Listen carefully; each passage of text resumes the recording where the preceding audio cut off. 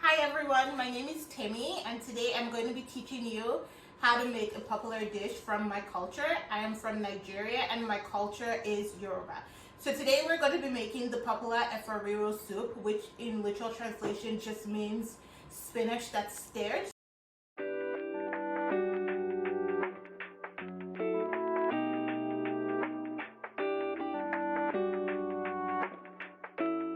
We're going to start with the ingredients.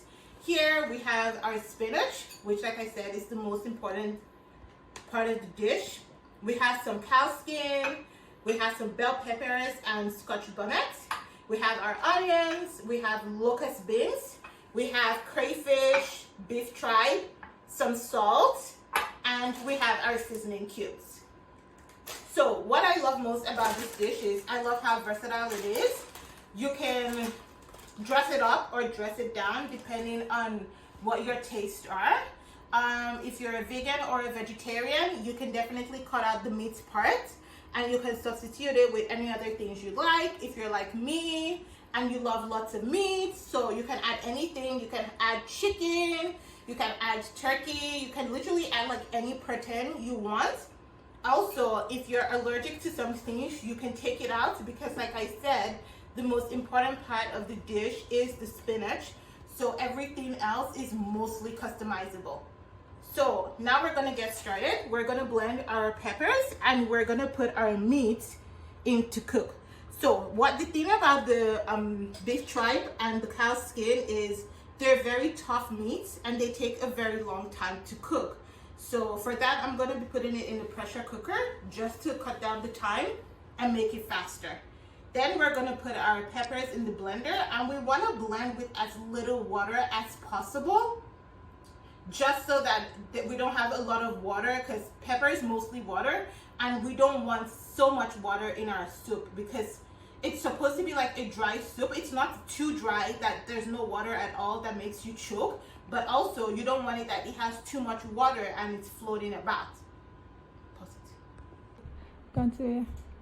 So now we're going to be blending the peppers, and remember that we want to use as little water as possible. This is the amount of water I'm putting in my peppers just enough water that the peppers blend, but not too much that you see a lot of water in the peppers. If not, you're going to have to put the peppers on fire and drain all of the water, which just takes time and can be very annoying.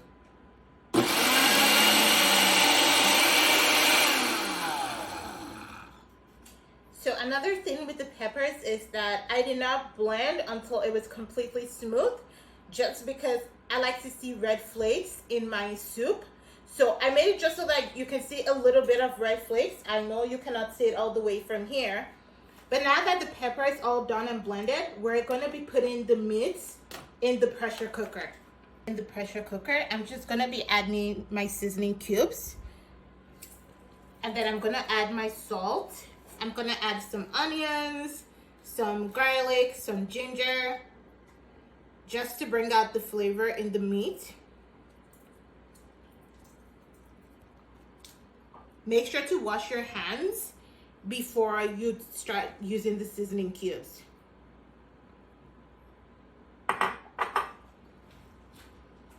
So now that I've added all the ingredients, I'm just gonna be adding some water into the pot.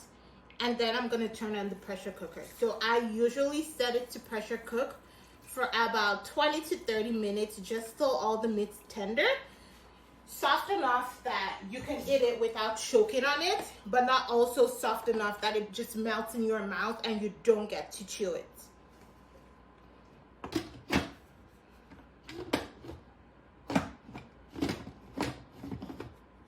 So now that our meat's all done,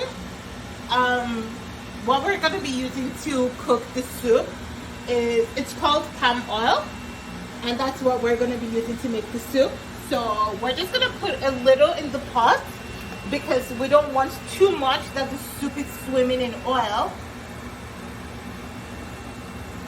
Because it's a small pot of soup, it's a soup that's going to feed just like 3 people. We want the oil in it to be little. So now I've turned on the gas. So we just have to wait for the oil to change color.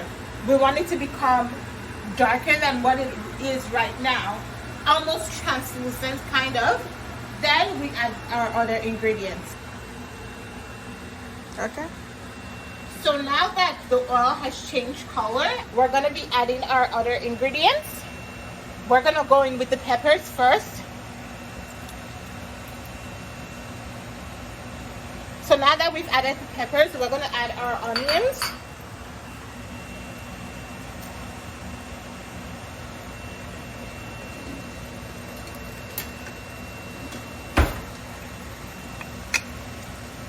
And we're just gonna let that fry a little bit. We're gonna mix it in and let it fry.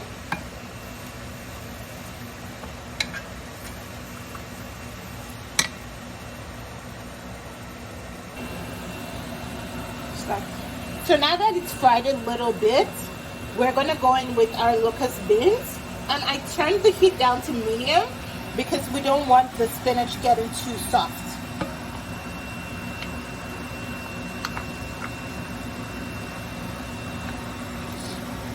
So the locust beans is very important in the preparation of this soup because there's a flavor that it gives it. If you try to make the soup without the locust beans, it changes the whole taste of the soup. We're gonna let the locust beans blend in with the rest of the ingredients for a little while. Let it fry a little. Then we're gonna add our crayfish and our spinach. This thing, what's first? Okay, should we start? So now I'm going to be adding the crayfish. And I'm going to mix it in.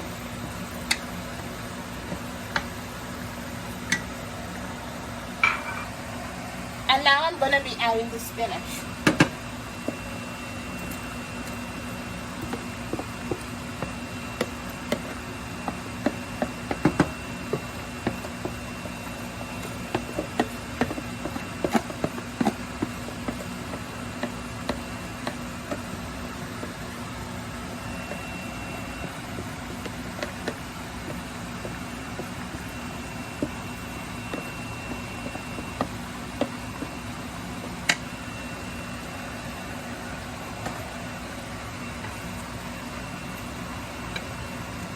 So now I'm just stirring the spinach in to the rest of the oil and the pepper.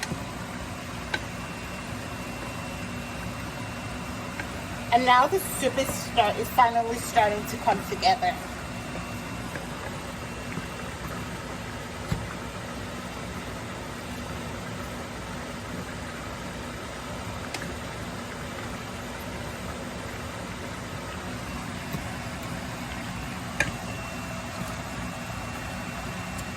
So now I'm going to add some salt.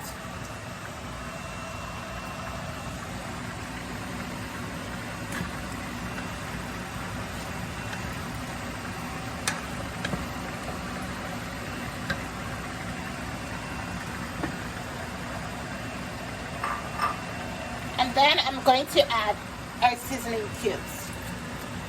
So for this small pot of stew, I'm only going to be using 2 seasoning cubes, just so that it doesn't taste too seasoned or salty.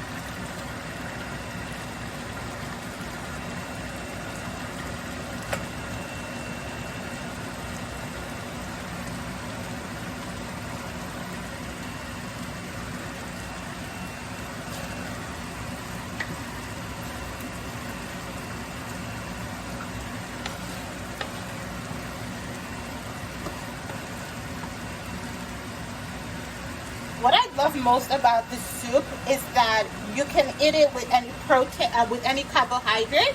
It goes really well with really anything. You can have it with rice, you can have it with potatoes, you can have it with plantains.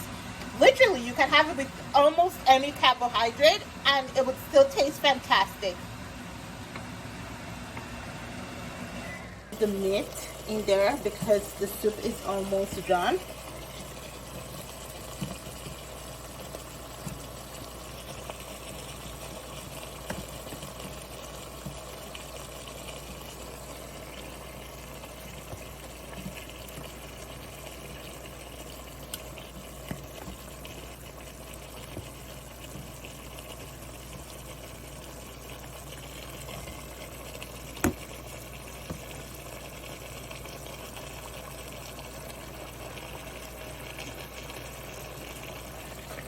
So after I put the spinach on the fire, I'm careful not to cook for more than 10 to 15 minutes, just so the spinach doesn't get too soft.